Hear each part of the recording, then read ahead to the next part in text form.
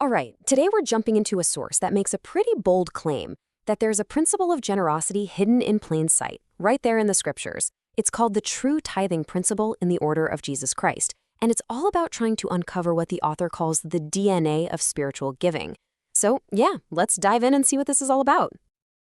For a lot of people, the whole topic of tithing, it's a huge source of tension, right? Is it this strict divine command that you have to obey or else you're cursed? Or is it just some outdated rule from the Old Testament, something that doesn't really apply to us anymore? This is the big question, the central conflict the author just tackles head on. So the debate usually breaks down into two main camps. On one side, you've got this view of tithing as a mandatory, almost tax-like thing you have to do. And on the other side, you have the belief that no, it's an old law, it's obsolete, totally abolished by grace. But here's the thing. According to our source, both of these views, while they might have bits of truth in them, but they're both missing the bigger picture. And this is where the author makes a really crucial pivot. The argument is, to understand tithing under Christ, we might be looking in the completely wrong place. The source says, hey, don't start with the law of Moses. And you might ask, why not? Well, because the book of Hebrews is pretty clear that Christ's priesthood isn't in the order of Aaron. It's in the ancient order of Melchizedek. And that means we've got to go back way further, all the way back to Abraham. Okay, so this shift to Abraham, this is where things get really interesting. The author claims that when we look at Abraham, we find a completely different model. It's not this linear monthly rule we're used to hearing about. It's something else entirely, an ancient cyclical pattern. So let's actually dig in and explore the blueprint that the author uncovers in Abraham's story. Now, check this out, because this is where the analysis gets pretty wild. If you look at this timeline of Abraham's life, you'll see 4 key moments of what the author calls an increase. You can think of it as any significant gain, right? Like a big business profit, an inheritance, maybe a bonus. But look at the pattern here. After the first, second, and fourth times he gets an increase, what does he do? His response is worship. But look what happens after that third increase, the one from war. That's when he gives a tithe to the priest Melchizedek. It's not every time. And this pattern is what reveals the core concept from the source, what's called cyclical tithing. So the big takeaway here is that for Abraham, giving a tenth wasn't some routine thing he did every week or every month. Nope, it happened at a very specific point in a much larger cycle, a rhythm of increase and worship. So you have 2 cycles of increase that lead to personal worship, and then the third one, that one leads to a tithe. See the pattern? Okay, so if Abraham is the original model, you have to wonder, did this fascinating pattern just, disappear? Well, the author argues no, it absolutely did not. In fact, it was actually encoded right into the law of Moses. And this leads to what is probably the most counterintuitive, surprising claim in the entire source, a command for the people to feast on their own tithe. I know, right? This raises a pretty huge question, doesn't it? I mean, if the law of Moses is mirroring Abraham's cyclical pattern, then what in the world happened to the tithe during the first and second years of that cycle? If it wasn't being given to the priests, where did it go? And the answer from Scripture is, well, it's pretty surprising, especially given how we think about tithing today.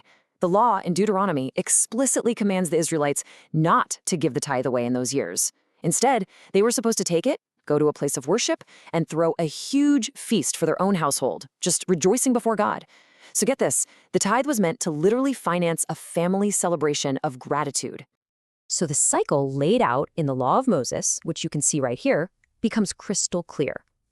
For year 1 and year 2, the tithe is used for a household feast. It's an act of worship, an act of gratitude. It's only in year 3 that the tithe is finally brought to the storehouse, and then it's distributed to the Levites, the ministers, and to the poor. But this whole system wasn't just about rules and cycles. The author argues it had a really profound purpose. And to understand the heart behind it, the source points us to a story, the story of Ruth, where we see this whole principle of generosity become an actual engine for justice. Just think about Ruth and Naomi for a second. They represented the absolute most vulnerable people in that society. They were widows, they had no land, Ruth was a foreigner, they were completely destitute and helpless.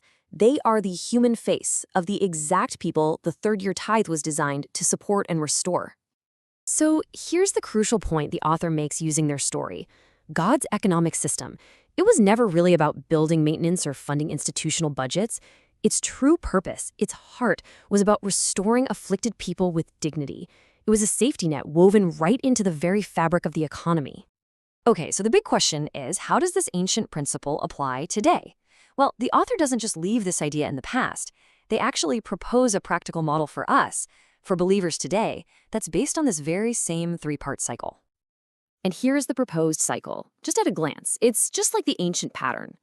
The tithe from the first and second major increases, you set that aside for a household tithing feast, a time for worship, for celebration. And then the tithe from that third increase, that's what goes into what the author calls the storehouse cycle.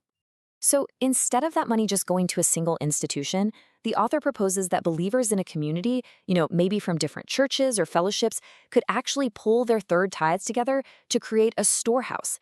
This would be a collective fund specifically for distribution to people in need right there in their own community. And how this fund is distributed is very, very specific. A small portion, just a tithe of the tithe, so 10%, goes to support ministers.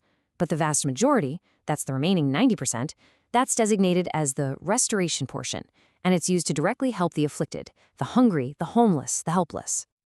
Now, the source doesn't end with a simple summary. It concludes with what it calls a prophetic call. It basically reframes our entire understanding of generosity by connecting this tithing principle to one of Jesus's most powerful and maybe most sobering parables, the sheep and the goats. The core idea here is this. In that final judgment scene in Matthew 25, Jesus doesn't separate people based on their church attendance or their doctrinal purity or any kind of religious performance. No. The single determining factor is how they treated the afflicted, the hungry, the stranger, the sick, the prisoner. That's it. And this leads to the author's really stark conclusion. The goats in the story, they aren't necessarily non-believers. They are the ones who claim to follow Christ, but then they ignore him in the suffering of other people. The sheep, on the other hand, are the ones who show their love for Christ by actively restoring the afflicted. It's a distinction based completely on action, not just words. So at the end of the day, the source leaves us with this final, really challenging question that gets to the absolute heart of this whole principle. Is the ultimate purpose of our giving to fund religious institutions and their activities, or is it to participate in the restoration of humanity? And that's a thought that kind of reframes the entire conversation, shifting the focus away from just obligation and onto justice and love.